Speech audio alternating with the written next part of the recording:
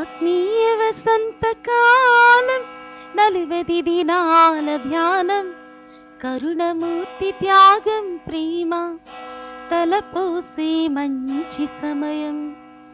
ఆత్మీయ వసంతకాలం 40 దినాల ధ్యానం, కరుణమూర్తి త్యాగం ప్రేమ తలపోసే మంచి సమయం. Praise the Lord, hallelujah. Jesus morning. మీరంతా బాగున్నారా? ఈరోజు పరిశుద్ధ గ్రంథం నుంచి దేవుని వాగ్దానాన్ని పొందుకుందాం.